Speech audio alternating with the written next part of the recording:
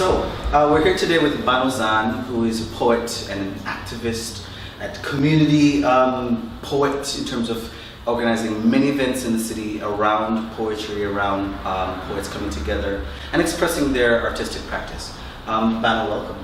Thank you very much. Do you want to tell us about yourself, about what you do with your poetry?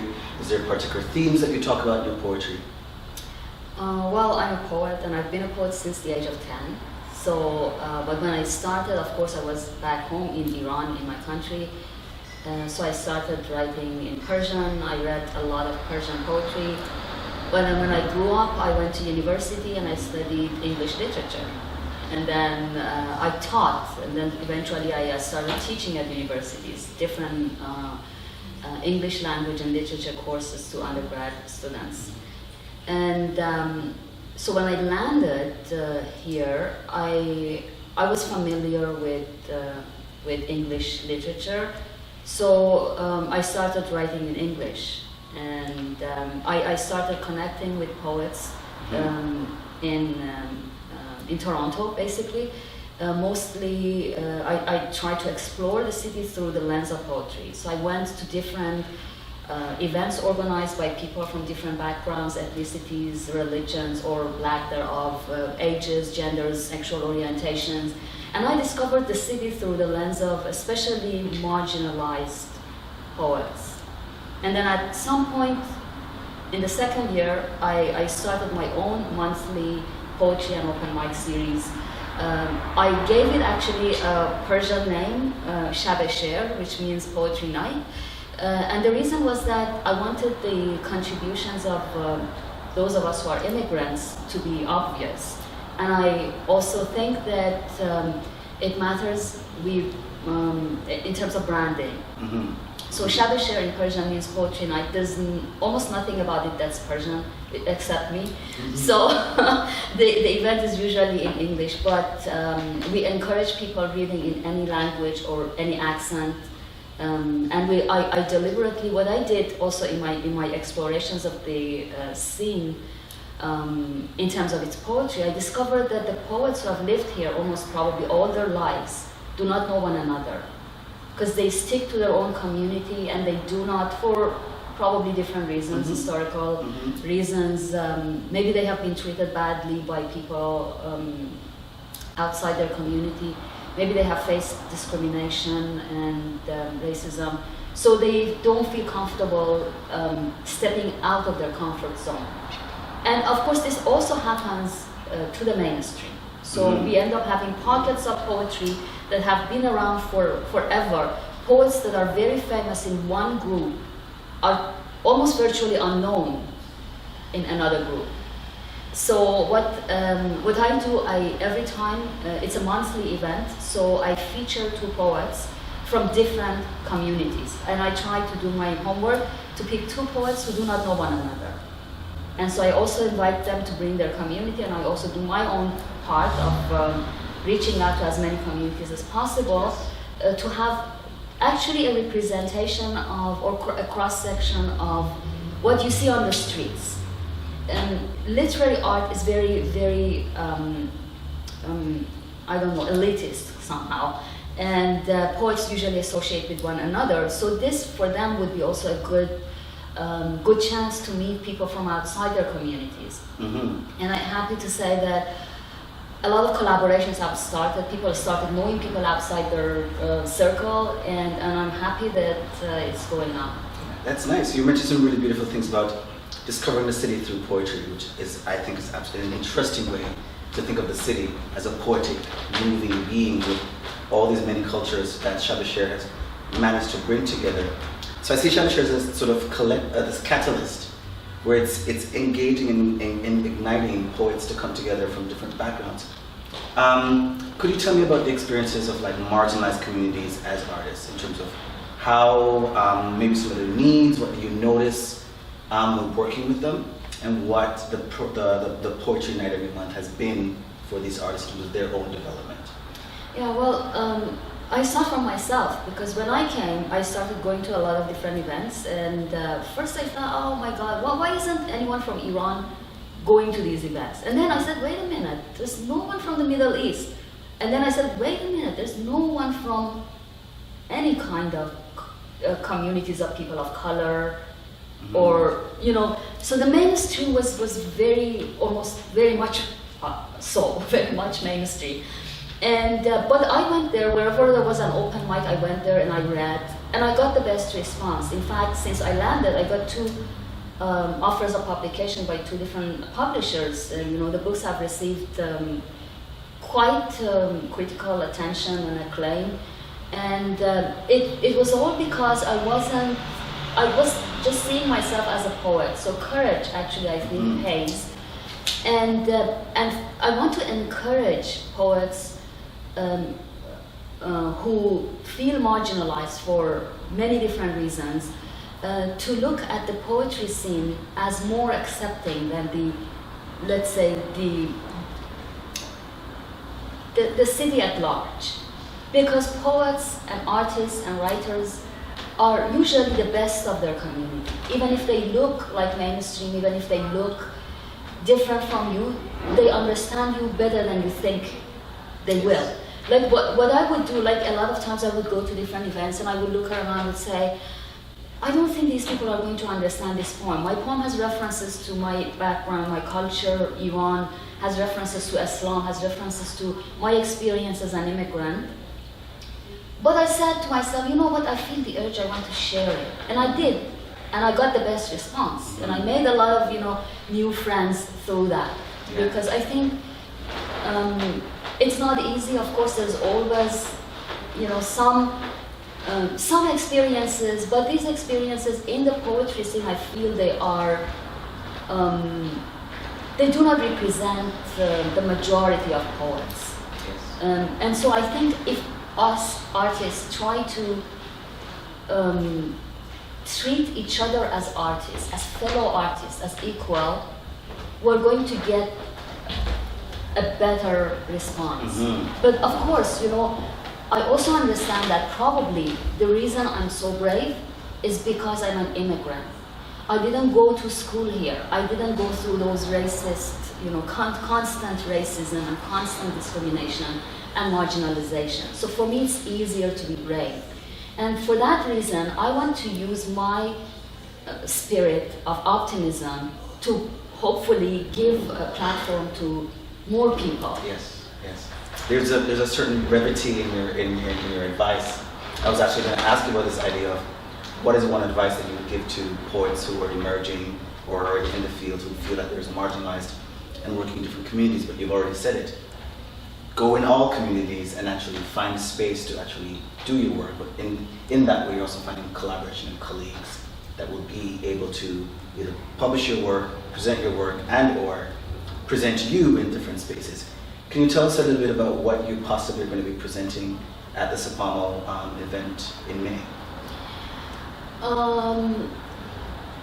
Well, my poetry touches on many, I'm going to share poetry, and my poetry touches on many, many themes. And I think, but it's more political, and it's more probably philosophical, and it's more symbolic than the mainstream poetry here, because again, it's not a conscious decision on my part to write that way. It's because of the background I come from. I'm the person who can read Rumi in the original. I'm a person who can read Hafez in the original. I'm the product of a culture where poetry and spirituality and romantic and divine love are not separated from one another in poetry. And I'm also from a culture that actually has poetry as its mainstream genre. We have a joke in Iran. We say, if you look at a typical bookshelf in an Iranian home, it's 80% poetry, 20% other things. Yeah. That's good. That's an interesting one, and your poetry is rooted in the actual culture itself. You're talking about some really beautiful things around how the background that you're from, whether as an immigrant or as a person in this country, actually supports the work that you do, the ways you think about work.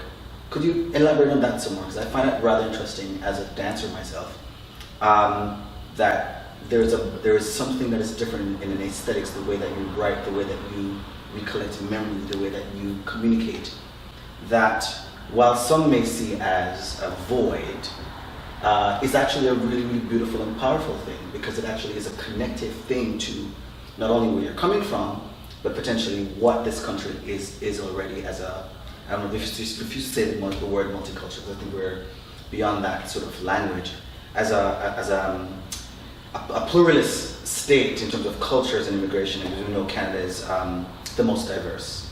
Toronto in particular is the most diverse city in the world. Could you talk some more about that idea of working from a background? So when I arrived, the first 2 years or so, despite all the qualifications that I had, I couldn't find a job. So I was job searching during the day, and during the evenings, in the evenings I would go to different events. And I was living alone, and for me the only way I could bridge the gap, I could get out of my lonely cocoon, was to go to poetry events and to share and to listen. So poetry became urgent. Poetry became the first thing I identified myself with. So my writing, I think, has this kind of urgency. It's not about, how beautiful this flower is, unless there is some political, social context that this flower would represent. I would not just refer to a flower as, a flower. Yes. Although I see the beauty, and I respect a lot of, poetry that has the praise of nature and the praise of life in that way. But I think, for me, it became the main urgent language through which I started actually talking to this culture. And I feel the more I'm doing this, because I've been doing this since 2012, so it's our 7th year now, and I realized that, and it's not, of course, easy. One of the problems that a lot of us have, a lot of immigrant artists have, we think that, you see, why isn't anybody appreciating me? Why isn't anybody discovering me, right? I'm so good. Why isn't anyone, noticing that? But I'm also thinking to myself, I'm one of those people who don't think about that. I think it's my job to introduce myself and my culture and my background and my position in the world and my, existential way of being in this world to this culture. They're all representatives from all cultures here, And when I look around, I think, some people, of course, minorities always say that, we're tired of explaining ourselves. I think art does have to teach, It's part of the work that art should do. It's my job as an artist to teach people and to educate people. If I'm not doing this, I might as well stop, right? So I don't mind, and I've noticed that, poetry, especially poetry that has different layers and allusions to different cultural practices and norms and values, is not easy to understand, but I'm happy to say, although my poetry is not easy to understand, it seems that it reaches a lot of people. And even the first book that was published has been printed the second time, and this doesn't happen to poetry books a lot, So, and I'm happy to say that this is happening. And I think, but also I think that, we need to look at it as this. I come from a culture that I'm thinking, when I started this event here, I thought, well, imagine I was going to do this in my country. I started a poetry event. Very soon security forces would come in, would try to stop me, and I would get into real trouble, right? But here, at least I'm given the space. Nobody is bothering me in that way. So I might as well use this opportunity and not lose the chance of bringing people together. In fact, I enjoy it. I as a poet, I also get invited to do performances as, and go on panels. What I enjoy actually as a host is to bring people together.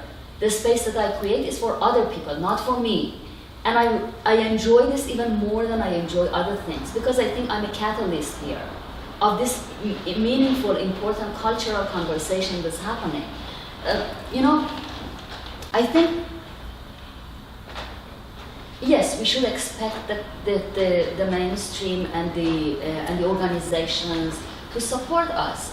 But we as individuals, as humans who are responsible, have commitment to the world, to peace, to society. We also have to pay back. Even though we are going through a lot of, you know, challenges, everybody does.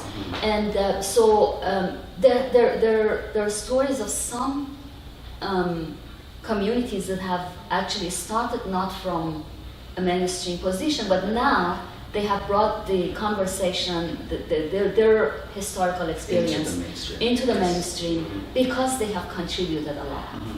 Yeah, and you're making some really interesting points about when do we as artists from diverse backgrounds, ethnicities, interact with the mainstream and also then with our own communities, which is actually how your poetry event started. I'm going to close by saying thank you. We're here at Gallery 44, and what it means to actually have an invitation to understand. I think it's a beautiful way of looking at the role of artists and the role of the work that you do as an invitation to understand something. And so the event we're having at the end of May is that invitation, where we're inviting others to come into the space to have one pluralist invitation, one pluralist conversation about poetry, dance, music, art, but how we actually are intersecting as human beings with each other. So I want to say thank you, and I really appreciate the idea of bringing people together, and also the idea of collaboration, but also, as you mentioned, that it's rooted in a collective language that's coming from a traditional background, or in this case, an Iranian background. So thank you so much. Thank you so much. Art that doesn't aim at making change, better stop.